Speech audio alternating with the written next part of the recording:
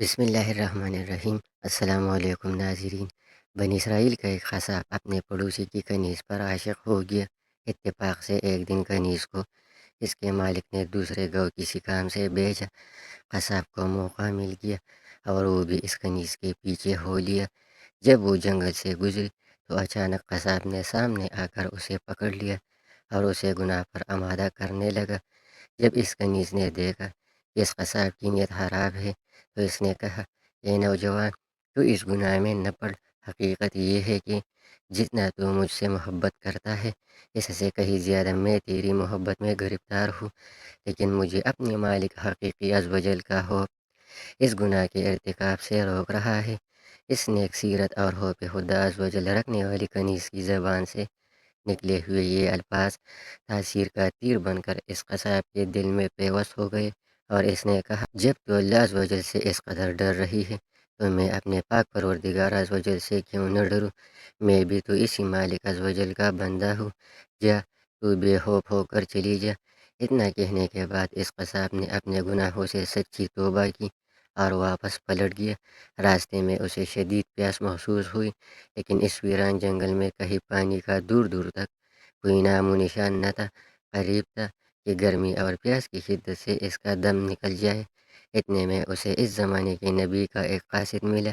جب اس نے قصاب کی یہ حالت دیکھی تو پوچھا، تجھے کیا پریشانی ہے؟ قصاب نے کہا، مجھے سخت پیاس لگی ہے۔ یہ سن کر قاصد نے کہا، ہم دونوں مل کر دعا کرتے ہیں کہ اللہ عز و جل ہم پر اپنی رحمت کے بادل بھیجے اور ہمیں سیراب کرے یہاں تک کہ ہم اپنی بستی میں داخل ہو جائے۔ قصاب نے جب یہ سنا تو کہنے لگا، میرے پاس تو کوئی ایسا نیک عمل نہیں جس کا وسیلہ دے کر دعا کروں۔ آپ نیک شخص ہے، آپ ہی دعا فرمائے۔ اس قاصد نے کہا، ٹھیک ہے، میں دعا کرتا ہوں، تم امین کہنا۔ پھر قاصد نے دعا کرنا شروع کی اور وہ قصاب امین کہتا رہا۔ تھوڑی ہی دیر میں بادل کے ایک ٹکڑے نے ان دونوں کو ڈھانپ لیا اور وہ بادل کا ٹکڑا ان پر سایہ پگن ہو کر ان کے ساتھ ساتھ چلتا رہا۔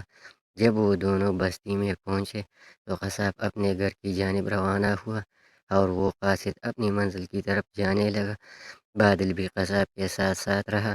جب اس قاصد نے یہ ماجرا دیکھا تو قصاب کو بلایا اور کہنے لگا، تم نے تو کہا تھا کہ میرے پاس کوئی نیکی نہیں اور تم نے دعا کرنے سے انکار کر دیا تھا۔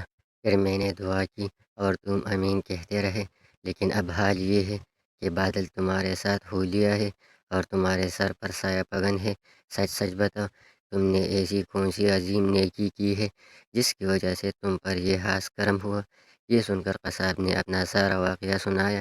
اس پر اس قاصد نے کہا، اللہ عز و جل کی بارگاہ میں گناہوں سے توبہ کرنے والوں کا جو مقام و مرتبہ ہے وہ دوسرے لوگوں کا نہیں۔